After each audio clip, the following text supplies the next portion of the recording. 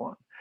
Welcome everybody to your free GMAT Prep Hour. It is April 25th, 2021. I am your host tonight, Reed Arnold, through the wonderful world of the GMAT. Those of you that are here, welcome. Those of you that are watching the YouTube recording, welcome belatedly. Hope you get something useful out of this session. Hope you are exploring the other free options we have available to you, including many other recordings of free GMAT Prep Hours. Okay. Other free options for GMAT Prep. You can try out the first class of any of our GMAT courses for free. That is 1/9 of our entire product, 11%, huge class. We talk about data sufficiency. We talk about the big mechanics of how the test works. We talk about sentence structure or sentence correction and process and strategies there. So it's a huge class. I recommend people sign up and go to that, even if they have no intention of taking the course. Though I ask that you don't tell my company I told you that. You can also try out our Interact on Demand course. That is our online platform, self-paced video course study. Really neat program. Adapts to you. If you get a question right, you're going to get a harder question. If you get a question wrong, they're going to dig a little more deeper, give you an easier question, build up that foundation. I'm also very pleased to announce that our Foundations of GMAT Math course is now free. This is a product we've offered for, oh goodness, some time now. And we recently decided to make it a free workshop. You can sign up and attend at no cost. You get our Foundations of Math PDF. You get a 7-hour course, usually in one day. Sometimes we break it up into 2, led by a Manhattan Prep instructor, going through the foundations of math in a GMAT way. So we go right to the core, right to the heart of the matter, and make sure those first foundational concepts are built and thought about in the way that the GMAT rewards. And that includes spending some time on like addition, subtraction, division, multiplication, talking about some GMAT tricks to make that faster and more elegant and more reasoned rather than just rote, brute. This is how I learned to do it in school, and so this is how I do it. So it's a really neat class. It's one of my favorite classes to teach. I was so excited when we made that free. Look online for the dates of that. It's been pretty popular since it's been free. So the next few I think are sold out, but keep an eye out at manhattanprep.com/GMAT/resources to see when the next opening of that will be. I think we're trying to do one every 2-3 weeks or so, usually on a weekend. Okay, so keep an eye out for that. Today's lesson, everybody, is all about percents part 2, percents and profit. For those of you that are watching on YouTube, if you haven't seen part 1 of All About Percents, go ahead and do that. I highly recommend you watch that first. I guess it's not absolutely vital, but it will help you quite a bit. And so those of you that are live, I sent out the link. Hopefully you had a chance to watch it. If not, again, it'll be okay, but that will really shore up the way I think you should think about percents.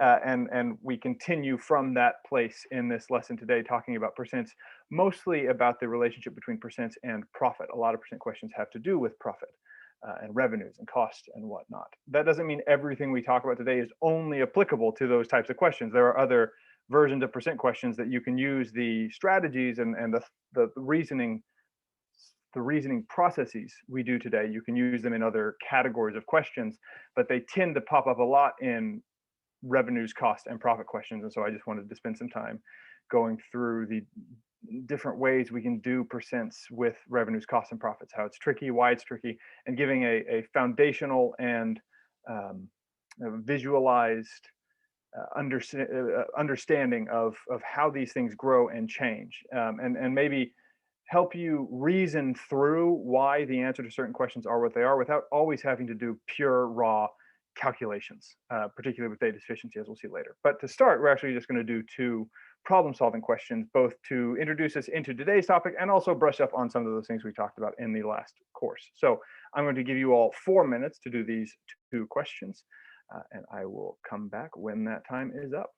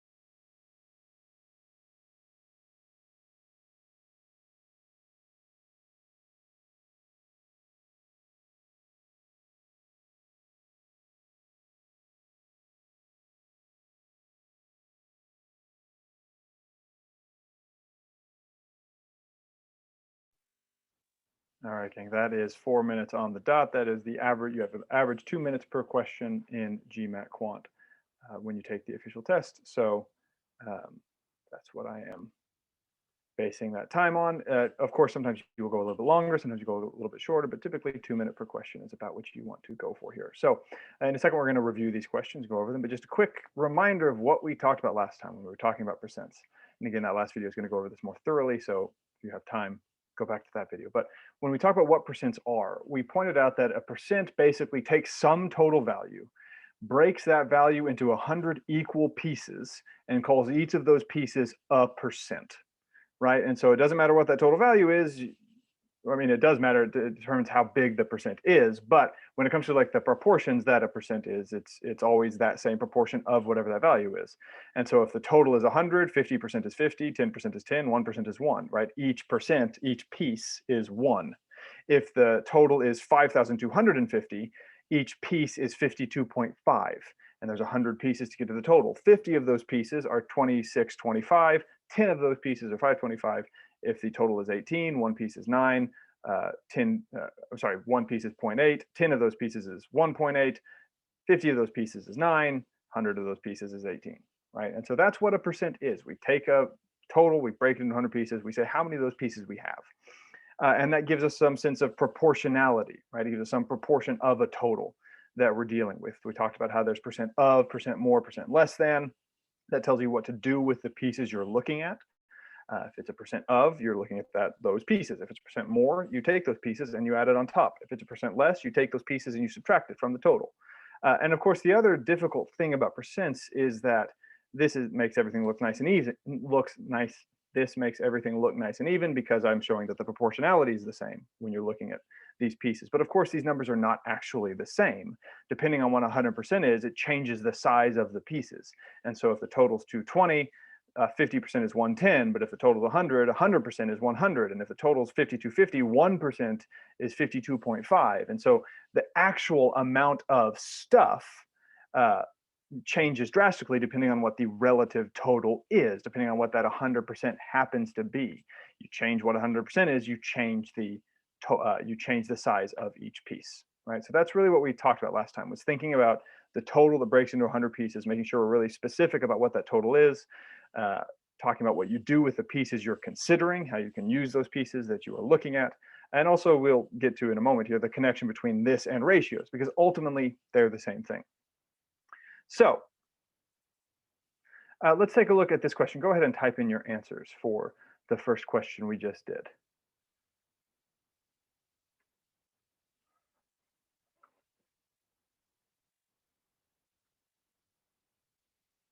A C, an A,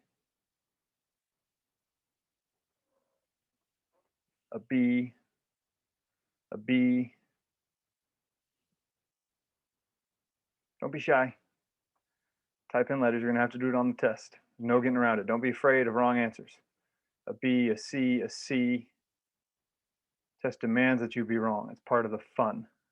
You can't be studying, just so you know, you can't study in the hopes that when you take the test, it all goes well and you get every question right and you do perfect. That's not how this test works. You're going to get your butt kicked on a lot of questions. It's just part of the game. So don't be afraid of wrong answers.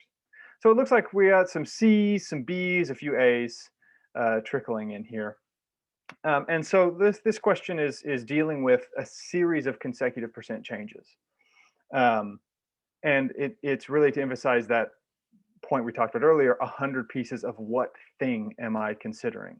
So I'm told, for instance, that there's a store that marked up the price of a lawnmower 30% of what it pays the manufacturer. That what it pays the manufacturer is going to be the cost to the store, right? That's what the store buys. That's what the store buys the lawnmower for, right? So let's take that cost and we mark up the price 30% from that cost. So that means the first thing that we are considering as 100% is the cost of the lawnmower. Okay. We are then told that they mark it up 30% for the price, so that we take 30 pieces of that cost and then we add it on top. And that gives us the actual price. That is the relationship of the cost to the usual price of the lawnmower. Okay. Now, we're told that that accounts for $120. That extra chunk of markup, that's what the store's profit usually is. They usually make $120 profit selling the lawnmower. So at this point, you could theoretically figure out what the cost of the lawnmower was to the store. We're going to worry about that in a second. What I'm more interested in is what we do with this next percent, because this is all about percents, part two. We're talking about percents. We're told that it's 10% off. The store has a sale where everything is 10% off, and that's when Laura purchased the lawnmower. Okay. Well, what is that 10%? That's 10 more pieces. What is it pieces of, though? One of the trap answers on this question is to say it's 10% less than the $120 profit. They make 10% less profit than they usually do. That would lead you to choose answer choice C, because 10% less than 120 is 108, but the 10% is not relative to that profit. It doesn't say it makes 10% less profit. It says every price in the store is 10% off. Okay. It's also not 10% of the original cost. If you said it was 10% of the original cost off, you probably chose answer choice B. But that 10% is relative to what total amount? What is the new 100% when we talk about the 10% off? It's 10% of the usual price. Okay. The usual price is now the 100% we are looking at. We've shifted from 100 pieces to a new 100 pieces. And we take 10% off of that to 9, that's 90% of that price. And that is the price Laura pays. This up here, this red line is kind of meant to represent just the actual numbers. Okay. And that's the key to this question. That's the key is recognizing when you shift what the percent is actually relative to. And the GMAT does this all the time. They will take a percent of one value, then give you a percent of a different value, and expect you to notice a change and react accordingly. Okay. And so since this is the situation, now that I've laid out the relationship, what you can do is when you know that that first original price is $120 profit, you know that 30% of the original cost equals $120, and that's going to give you the original cost is $400. So that original cost is $400. That means $120 profit. The original price is $520. But we take $52 off because there's a 10% discount, and that's the price Laura pays. Laura pays $468. Okay, well, $468 is $68 more than the store paid for it, so they still make a $68 profit. The correct answer here is A. Question: why is the 10% not of the 130%? I don't quite understand. It is 10% off of the 130%. J Deep. It's 10, but it's not when it's 10% off the 130%. It's not 10%. How do I? This is tricky, right? 10% less than 130% of X does not equal 120% of X. That's the point of this question. Because the 10% less is taking 10% less than this whole number. It's really 10% less is 90. So I could say it's 90% of 130% of X, 0.9 times 1.3 times X.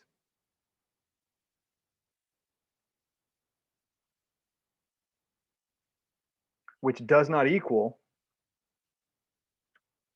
1.2x. Because that 90% is 90% of a different total than the 30% is to a total.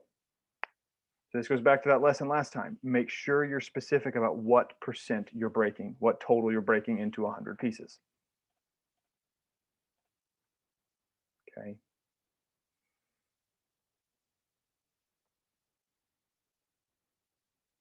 Yeah, I think if you chose 108, you did 90% of the original profit. That's not what the 90% is relative to. The 10% off, the 90% of, right? 10% off equals 90% of. 10% less equals 90%. I should not use often of because those look too similar. 10% less is 90% of, right? It means take 10 of those pieces and take them off. It's not relative to the profit. Okay. So that's what this question is about. It's about practicing being specific on what total it is you're breaking to 100 pieces, and that can change throughout a question. And the GMAT loves making you realize that it's changing. Also a reminder that percents are ratios. They are the same thing. They ultimately tell you the same information. It's a relative relationship here. So if the cost to the usual price is 100 to 130, okay, that's a 30% increase. But then the usual price to the discount price, that's a 10% decrease. That's a 10 to 9 ratio. So we have the cost to the usual price is 10 to 13, and the usual price to the discount is 10 to 9. The way to combine all that together is a 100 to 130 to 117 ratio. That doesn't simplify. And then if I'm told that the original profit is $120, well, the original profit in the ratio, let's do that here. The original profit in the ratio is 30 as a relative value, but as an actual value, it's 120. So I need to multiply by 4. That's the unknown multiplier. We talked about this again last time. If you need to watch that video, do so. So original was 30 times 4 is 120. That means the new price is 117 times 4, which is going to get you 468. That'll let you realize that there's a $68 profits.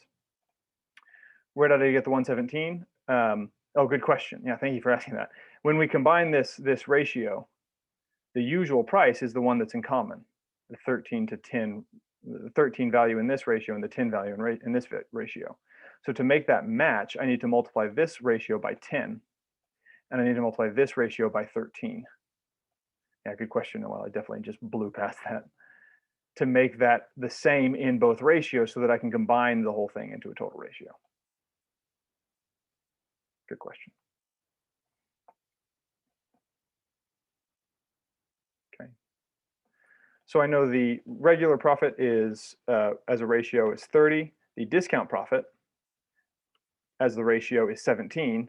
And then when I know the regular profit is 120, I know the multiplier is times 4. So I know the actual profit is 68 in this new situation. Okay, so breaking percents into pieces, percents are ratios. Just keep in mind that that is how this stuff works. And you can use ratio values to symbolize the relative size of the pieces for each other. Right? U minus C, this is the usual cost minus the usual price minus the cost.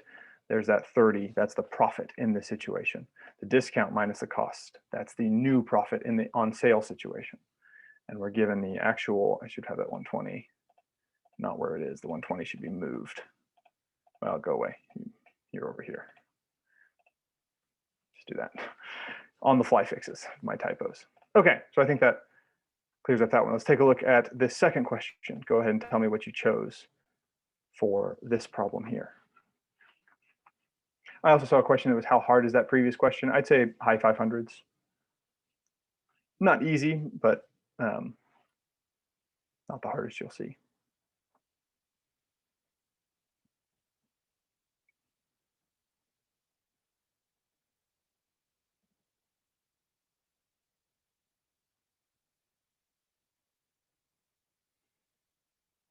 Don't be shy. Go ahead, type in your guess. We only have 2 answers so far. What did we choose for this one?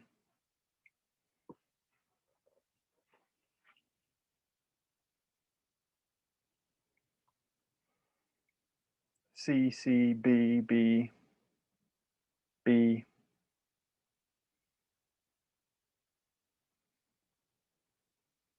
B. Okay. Well, C, so it looks like we're between B's and C's. And this problem has a similar game being played. It's again, what thing constitutes 100%? I'm told that there's a certain market selling bread and that the cost of the bread to the market is 60% of what it sells the bread for.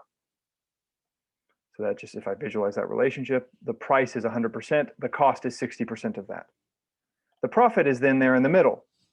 That's the difference. Profit is the price minus the cost. And so it's 40% of the price. That's not 40% profit. Usually when we say 40% profit, we mean the profit relative to the cost. And that 40% is not relative to the cost, it's relative to the price. This is actually probably a 67% profit because 40 over 60 is 66.7. So this is going to be really about a 67% profit. If you want some brush up on that, go back and watch the cows and horses exercise in that first video. It talks about how you can choose different things to set the ratio to. You can set up different relationships there. Okay, so again, at this point, since I'm told that this is $4, I could theoretically tell you that, okay, well, if 40% is $4, the price is $10. Let's just go ahead and do that. I didn't plan on it, but let's just lay out what that information is, right? Well, then we are told that the price of the bread increases by 15%. The cost of a loaf to the market increases by 15%. And again, what's the trap here? The trap is saying that it increases 15% of the price. So you go from 60% to 75%, because if those 15 pieces are relative to the price, then those 15 pieces go on top of the 60 pieces, you get 75 pieces. And you would say it costs $7.50, and you would say that's $250 profit in the new situation, since the price doesn't change. But that's the trap answer, because the new 100%, when we talk about this 15% increase, is the cost of the bread itself. This thing that was 60%, we're now treating it as 100% to do this percent change. And so we're taking 15% of that 100% and tacking it on top to the cost of the bread. And what you can actually do is you can get 15% of 60%. 15% of 60 is 9. And so what we're really doing is adding 9% on top of when you're talking about the pieces relative to the price. 15%, 15 hundredth pieces of 60 hundredth pieces is 9 hundredth pieces. It's 15% of the cost, it's 9% of the price, and then we have this new profit here.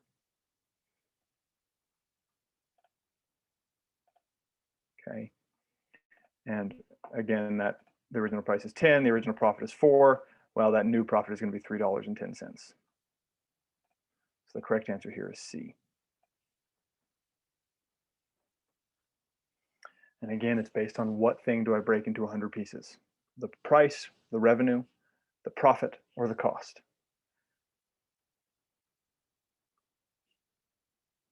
This one's probably a little bit trickier. I'd say this one's maybe 620-ish. I don't know. It's kind of a ballpark guess, but I'd guess probably low 600s.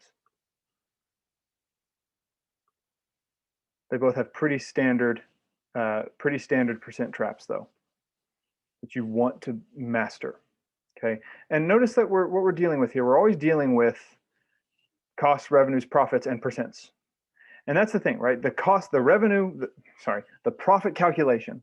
There's the revenue. If it's 1 unit, that's just the price. The price of a unit is the revenue you get from that unit. So you have the revenue that you sell something for, the cost that you bought it for, and then the profit is that thing in the middle. That's the difference.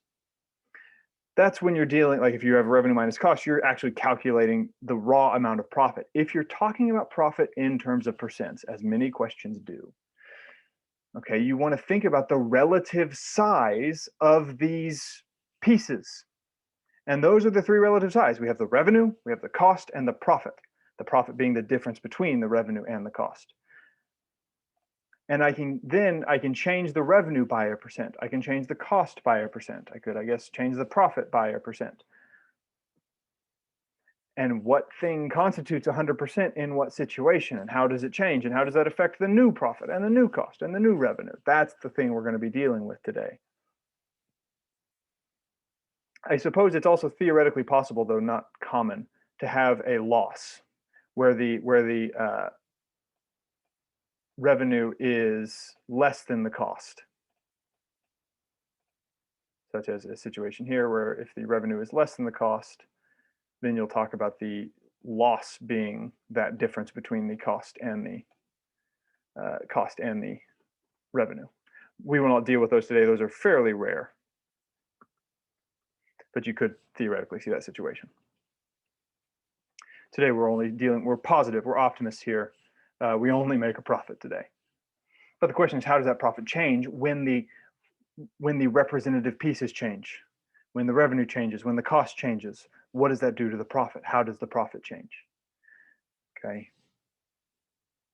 And so we're going to go through some questions here in increasing difficulty that talk about percent changes of these three facets of the profit equation. They're all data sufficiency questions. So quick intro to data sufficiency if you haven't seen it already. Data sufficiency, you're not theoretically trying to answer the question. You're trying to say, is there enough information to answer the question? So you'll have a question that is asked. You will then have two statements, and then you'll have 5 answer choices, always in the same order, always in the same language, that tell you where, if anywhere in these two statements, there is enough information, sufficient information to answer the question that is asked. The way to remember this is often we use the mnemonic 12-10, which stands for 1 alone, meaning the first statement is enough to answer the question, but not the second.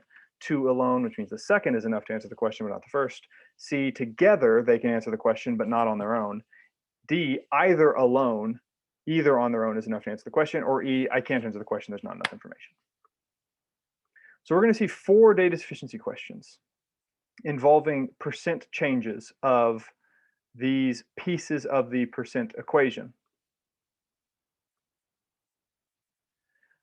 And you can also think of this as a ratio, right? There's the revenue to the cost to the profit, because every percent is a ratio.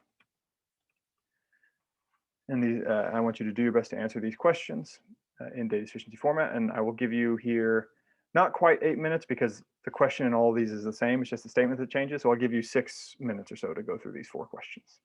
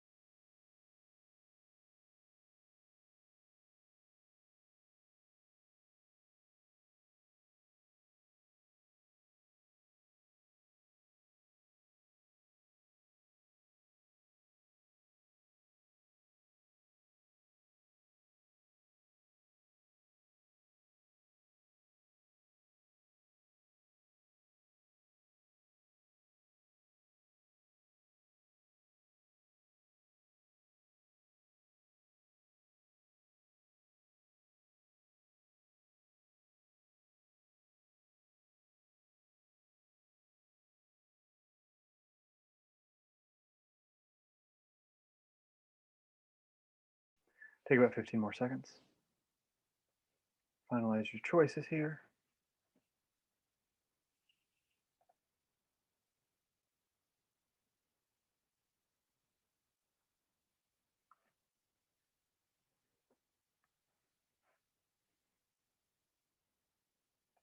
All right, let's look at this first question.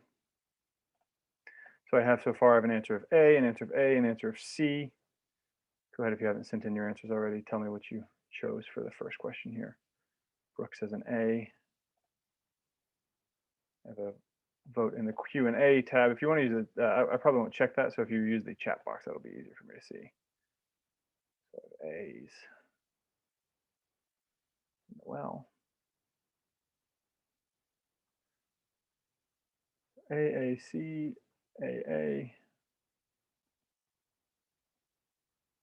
Any other guesses out there?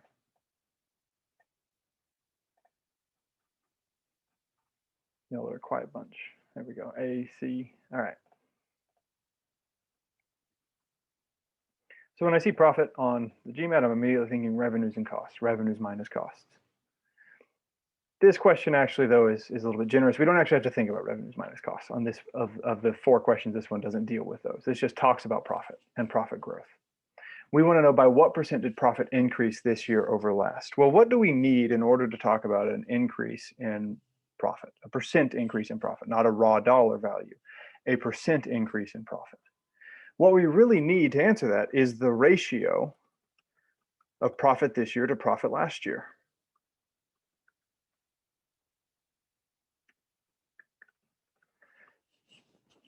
That's what you need to answer by what % does profit increase. Yes, if you know the actual profits, of course you can know the ratio between them. But if you just know the ratio of profit this year to profit last year, that is going to be enough to know by what % did profit increase this year over last. Okay. So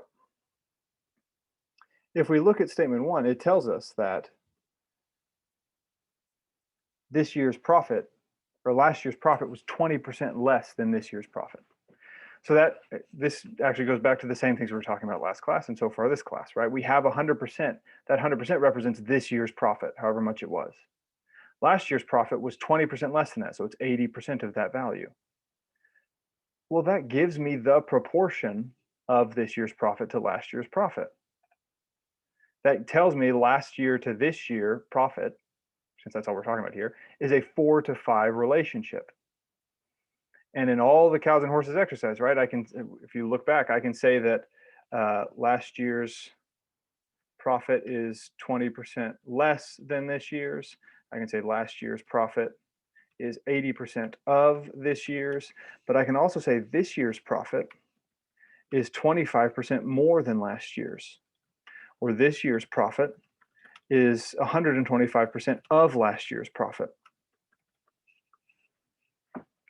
You can decide to set, like in the problem as written, they give the total as the thing that breaks into 100 pieces. But in order to answer the question, I just needed to make the last year's profit the thing that breaks into 100 pieces. And depending on which situation I have, I can tell the % growth from one year to the next, right? If last year's profit is the 100%, this year's profit is 25% more than that. 25% of 80 is 100.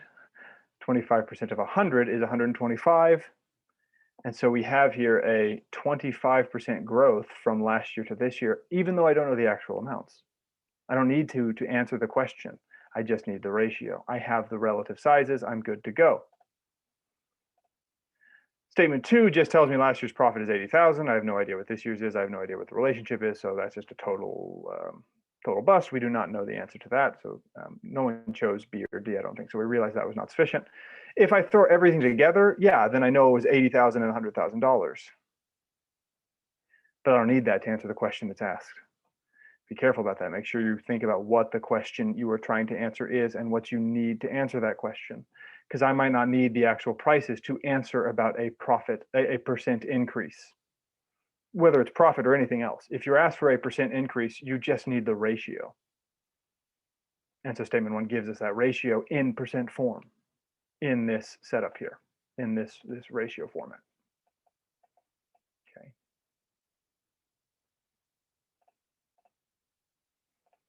Noel asks, can you put last year has 100%? I don't understand that question.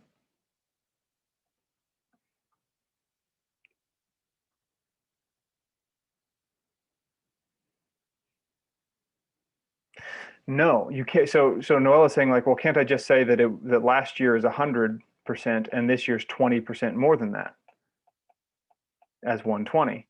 No, that 20% less than this year is not the same thing as 20% more than last year. Everyone go back, rewatch that video. We go back and watch part 1. This 20% is relative to this year's profit. I can't do 20% of last year's profit and tack it on top. A 20% decrease is not undone by a 20% increase because it's a new amount. It's a different total breaking into 100 pieces. We actually take 100 of these pieces and take 25 of them and add it on top. Okay. So the answer to this first question is in fact A. The first question gives us the ratio. It tells us it's a 4 to 5 relationship. If I call this year 100%, that's an 80 to 100 relationship. If I call last year 100%, that's 100 to 125 relationship. It's the same proportion between them. It's just whichever one you call the percent tells you, whichever one you call 100% tells you how many of those percent pieces to take away to get to the other value or to add to get to the other value. If this year's 100%, you take away 20 to get to last year. If last year's 100%, you add 25 to get to this year. Cows and horses drill, everybody. Go back and watch that in part 1. Okay, let's get to the trickier questions though. Because this question didn't actually deal with revenue and cost. It just dealt with the profit part of this. Now we're dealing with a situation where we have revenues, costs, and profit. And we want to know by what percent, same question, by what percent did the profit go? That means we have, this size of profit. I don't know what it actually is because I don't have actual numbers. I want to know what its relationship is to that profit next year. So go ahead and type what you chose for question 2 in the box there. I saw, I think, a handful of C's earlier, but go ahead and retype so I can get a fresh batch.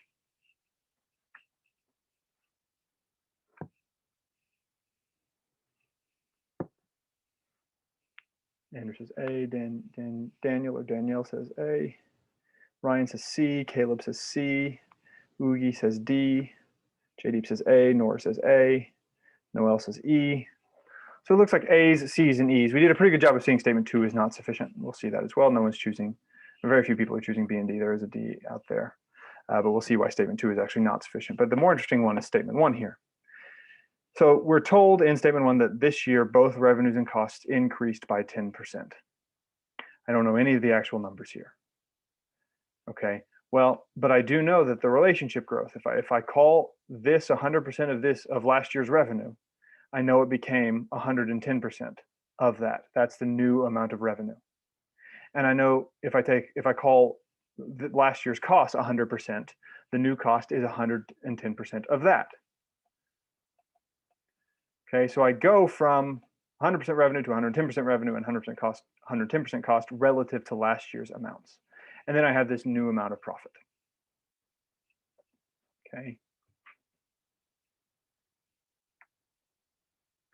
But that new amount of profit is calculated by taking revenues minus cost,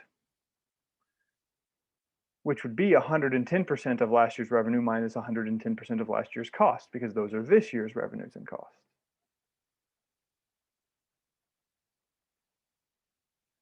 But if I increase each component by 10%, I also increase the distance between those components by 10%.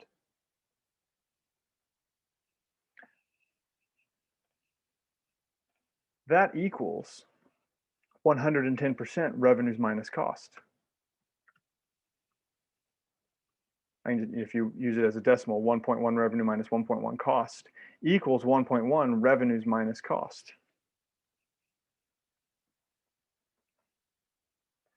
And that's a 10% increase over last year's revenues minus cost. I have a ratio. I have the ratio of last year's revenues minus costs that I need. It's R minus C to 1.1 R minus C. When everything changes by 10%, the distance between the revenues and the cost also changes by 10%. And it doesn't matter if the costs are a big part of the chunk of the revenue or if it's a small part of the chunk of the revenue, right? If costs are a relatively small part of revenue here, and I increase that by 10%, it's the same math. I still have 110% revenues minus cost.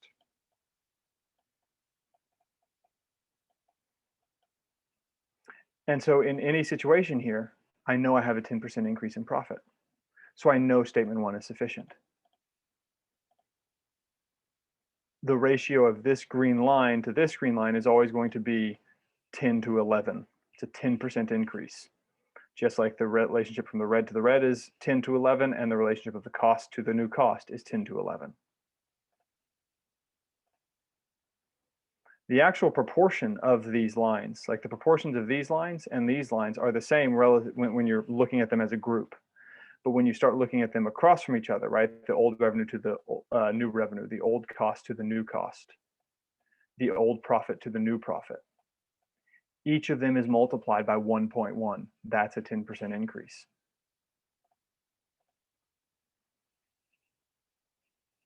If you look at statement 2, they tell us that last year's revenues were 20% more than last year's cost. Okay, that means we have a 100 to 120 relationship. This is a 5 to 6 ratio, but I don't know anything about this year. So I don't know how it grew. I don't know anything. So I can't say B is sufficient, or statement 2 is sufficient. So the answer to this question is also A. If I know both component pieces grew by 10%, the difference between them also grew by 10%.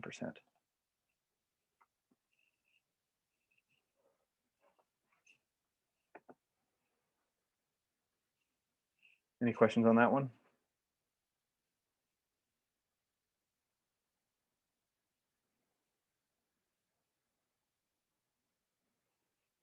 Okay, so let's look at the third one here. Go ahead, type in your answer to this third question.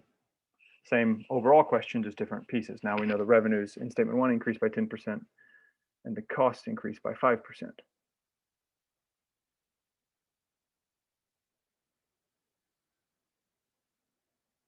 Caleb, you could not know the answer to number 2 if you did not know the percent increase in costs.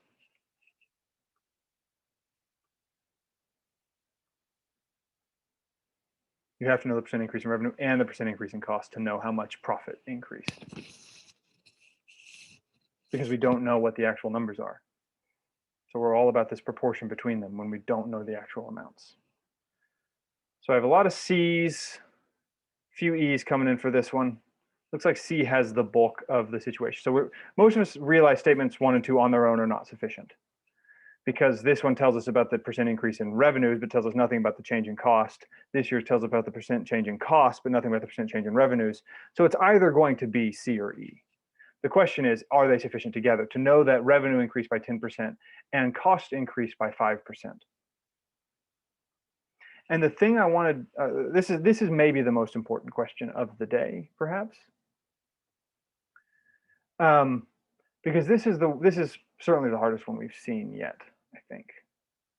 It's surprisingly difficult to deal with all these different pieces, right? Revenues, cost, profit in the first year, revenues, cost, profit in the second year. You could theoretically pick your own numbers and work through that situation. It just requires a lot of organization, a lot of care, and it's a little frustrating. So I'm wanting to, this is kind of the thing I'm hoping to get out of today, is that you can use a conceptual understanding of percent changes here to answer this question without having to actually pick numbers, but just have a sense about the proportions that revenues, costs, and profit play in a situation, in each year. Right, so here, let's just kind of imagine the situation right now. I have 100% of the revenue this year, 100% of the cost, that goes to 110, 105. The profit goes from, this line to this line. You can kind of see how much that changes. It's not going to be perfect because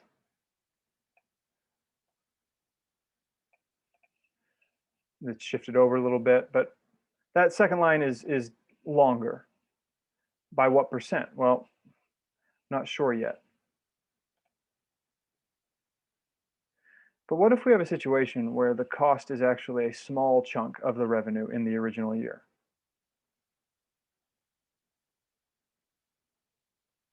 In the first situation, the cost was a huge proportion of the revenue, 80%, roughly. I kind of just eyeballed it. Here it's about 20%.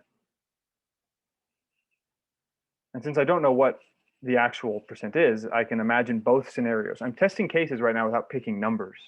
I'm just testing hypothetical cases, kind of going extremes. Well, if I do 105% of this cost, that's not as much a cost increase in raw amount as this 105%. Because this 100% is bigger. So 5% of that is more money. 5% of this is less money. Kind of did a bad job with the visualization there because it actually looks a little bit bigger. But this change from 100% of C to 105% of C, the revenues, again, 100 to 110, that's not going to cut into the profit as much, the new profit, as much as the original 5% increase in cost. Because that 5% increase in cost in a bigger number, and again, I really don't think I did a good job with the visualizations. I can't change them here, alas. But that 5% change of a bigger number is a larger total amount of dollars. And so if I think about the two situations where the cost is originally a large part of the revenue, and in this situation where the cost is originally a small part of the revenue, and I look at the size of the lines that is made, and this I did just copy paste, right? Case one, the proportion of the profit to the profit, that's a pretty substantial increase.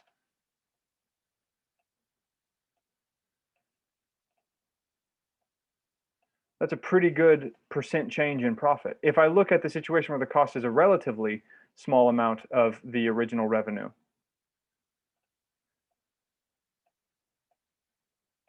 that's not going to cut into the profits as much. These profits are much closer together than these profits are. And so I don't know what the percent change in profit is. I can't answer the question. Yeah, JD, we can say in both cases profit is more than zero. Profit is, I mean, I guess you could test an extreme where the cost equals the revenue. You could go to that extreme as a hypothetical. Sure. But it's that is the extreme. You can't have negative profit. Not on this test anyway. We call that a loss. And so since we don't know how much that original cost represents to the situation, right? Here's kind of seeing case one and case two, right? Here's the profit in year one, here's the profit in year two. And we can compare that ratio. Whereas here, if we have the profit in year one,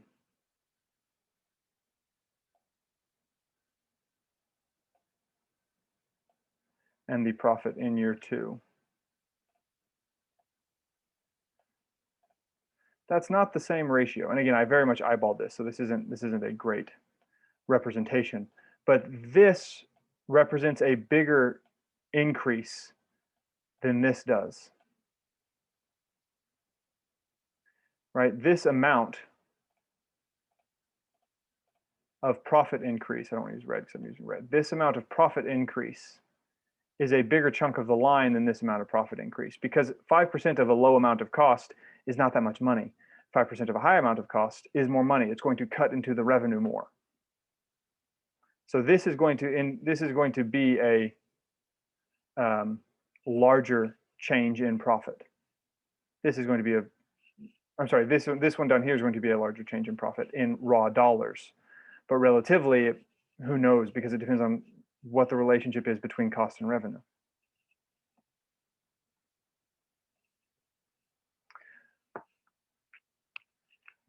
So I understand that.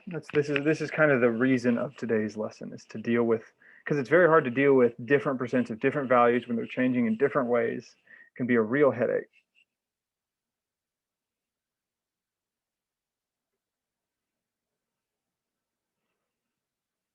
if both of the percent changes are the same, the profit changes in the same percent. But once they're different, once they are a different percent change between revenues and costs, all of a sudden it very much matters where my cost is relative to my revenue. Because each percent change is in, right, this 5% is only, it's linked to the cost. This 5% is linked to the cost. This 5% or 10% is linked to the revenue. This 10% is linked to the revenue. Where those numbers are changes, where those numbers are determines how big those changes are in raw amounts. And the bigger the number, the bigger the change. And the smaller the number, the smaller the change. And then the relationship changes drastically depending on which situation you're in. Okay. The final question of this set. Statement 1 is actually the same situation we just saw. Statement 1 gives you the 10% increase and the 5% increase. And so for the same reason, you know, if you said C was the answer to the previous question, you should have said A or D to this question. Because this is the same information as statements 1 and 2 in the previous question. So if you said it was sufficient then to be consistent, you should have said it's sufficient now. But of course, we just showed it's not sufficient because it depends on, well, hold up, where is the cost? How big a change is that 5% cost relative to the revenue? It depends where the cost starts. It depends where the revenue is to know how much that percent change cuts into the revenue increase, which changes the profit margin, which changes the ratio of the profits. But statement 2 now gives me a little bit of information. Statement 2 tells me that this cost is 90% of the revenue.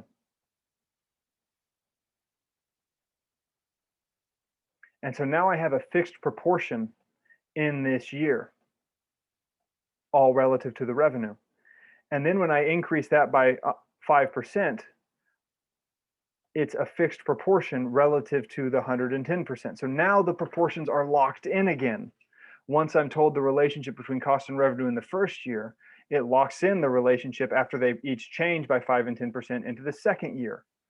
Once the proportion is locked, it stays locked, since I can put everything in terms of last year's revenue.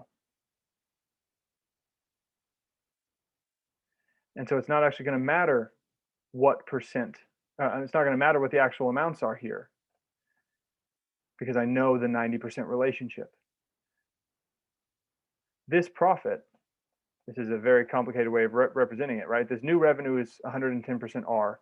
The new cost is 105% of 90% R. And you don't need to do this to actually get this question right, but you can see that all of this crappy looking thing to express profit, if I just realize what it is, I don't have to actually see it. It's a percentage of last year's revenue.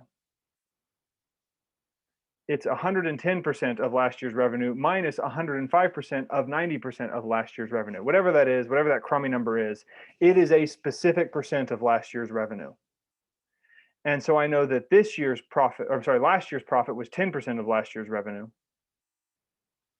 And I know that this year's profit is whatever that specific percent of last year's revenue is. I think if you calculate it, it'd be 105% of 90% minus 110%. It's going to be 15.5%. If I did that right, and who cares if I didn't, because it's not the point of data sufficiency. You can make calculation mistakes, right? So I know that it's a 10% of last year's revenue to what ends up being 15.5% of last year's revenue. That gives me a 10 to a 15.5 relationship as a ratio, right? That gives me a 20 to 31 ratio. And so I have the ratio of last year's profit to this year's profit. I can answer the question. The answer here is C. Because once again, I've locked in by statement 2, I re-lock in the relationship of the cost to the revenue in the first year.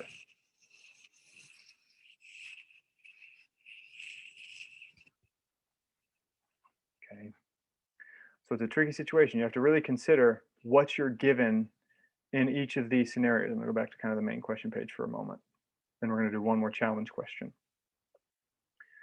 Right? What is the situation I have? Here, I don't have revenues and costs at all. I'm just seeing a percent change in profit. Cool. Here, I have to deal with revenues and costs, but they both change by the same percent in statement 1.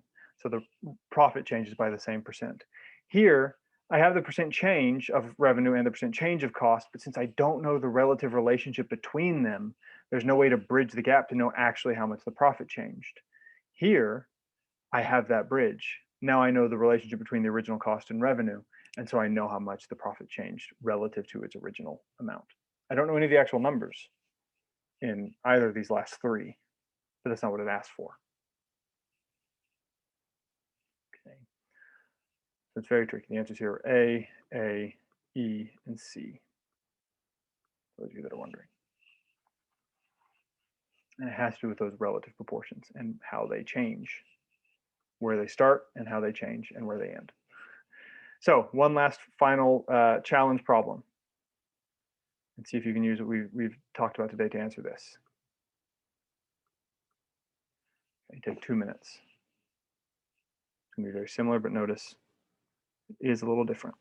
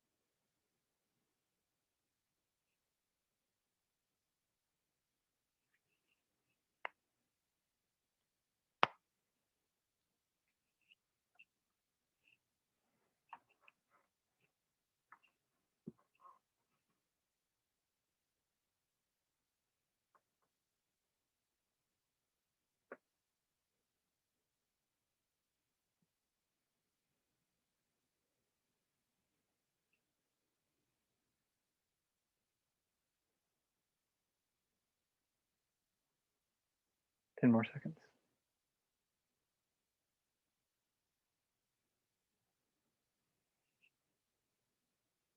Okay, final guesses. That's just 2 minutes just for the sake of time. So C, C, E, E. These two statements are exactly the same as the third question we saw before, right? We have a 10% increase in revenue and a 5% increase in cost. And my whole point was, well, we don't know the original relationship. We don't know if costs were a huge chunk of revenue or a small chunk of revenue, and we don't know if it was a big number or a small number, so that 5% change and the 10% change, we don't know how it affected the relative amount of profit. And that's true if you need the actual number. That's not what this question asks for, though. We want to know if profit increased by more than 10%. Well, let's go back to the second version of the question we did for a second and imagine that we had revenue, cost, and profit, and we saw a 10% increase in revenue, and we know if we also saw a 10% increase in cost, that we saw a 10% increase in profit, right? That was the second question, where if they change in the same percent, you get the same percent increase in profit. Well, in this one, they don't change by the same percent, but the cost changes by a smaller percent.